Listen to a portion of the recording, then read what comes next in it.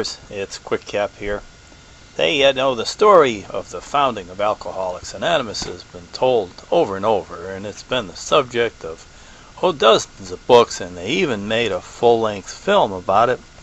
A good film called My Name is Bill W., with an all-star cast: James Woods, James Garner, Gary Sinise, and Joe Beth Williams. Now the story, of course, is about a kind of a broken down stock hustler from New York, Bill Wilson, and he was in real trouble. Now, he had been through the stock market crash, but the thing is that Bill Wilson was crashing all on his own. He didn't need the stock market to bring him down. He was a knee-crawling drunk, and his alcoholism had progressed to the point where the doctors and the family were seriously considering about putting him into an insane asylum. And that's what they did back in those days. You know, if you were incompetent, away you would go. And that was going to be his fate.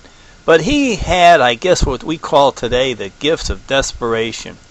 He decided to try to stay sober, and to help him stay sober, he was trying to help other alcoholics. Well, the whole thing is a little crazy because, he just got really strange about it, and he was running all over New York bringing home drunks, trying to sober him up and so forth, and he didn't have any luck at all.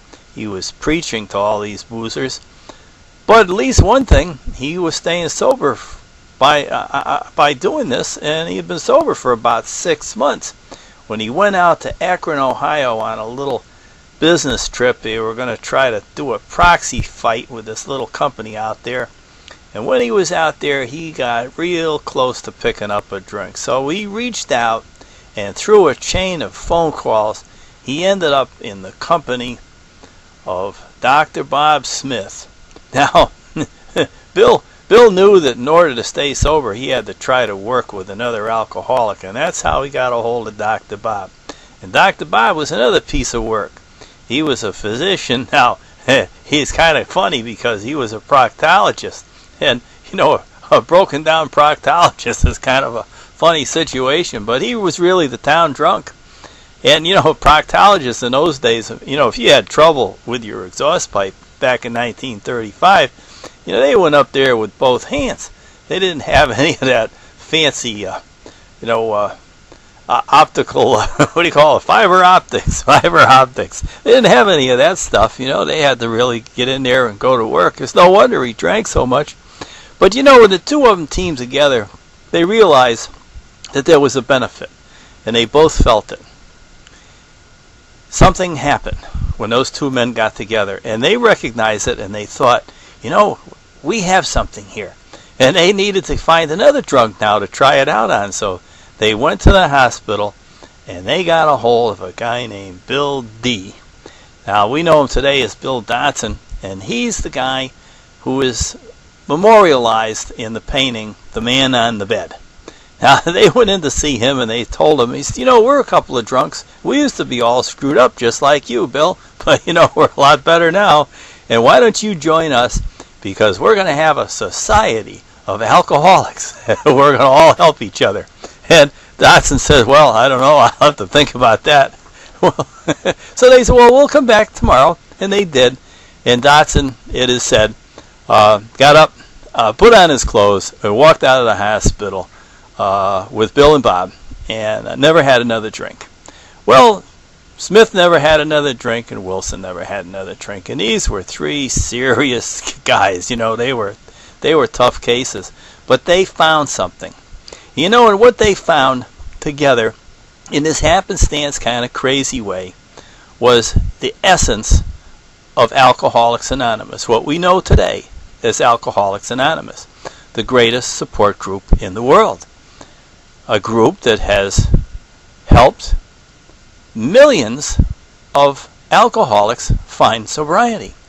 And how does it work? Well, basically, it's the same today as it was then. Alcoholics have a sympathy for each other and an understanding of each other. And between alcoholics and among alcoholics, there is a feeling. There is something that runs down deep. It's inexplicable, really. I can't explain it fully, although I've been a part of it for many years. But I feel it. I feel it when I go to AA meetings. It is the power that helped me find sobriety. It's the power that's helped me stay sober. It's the power that comes to a group of us when we get together. I call it a higher power. I call it a power greater than myself, and it certainly is. In my case, AA did for me what I could never have done for myself, because I could never stay sober. And that's at the heart of Alcoholics Anonymous. And for outsiders can be sympathetic. Outsiders can try to understand. Outsiders can even, try to do everything possible to help an alcoholic, but they can't quite get there. They will never be able to have that same feeling and that same identity. And it's not a surprise to me that other people, non-alcoholics who come to AA, really don't like it. I mean, well, why would they? Why would a drug addict want to come to Alcoholics Anonymous? They're just never going to get that identification and that feeling that happens constantly, regularly, between and among alcoholics. Well, that's my message today. Everybody take care, and thank you for listening.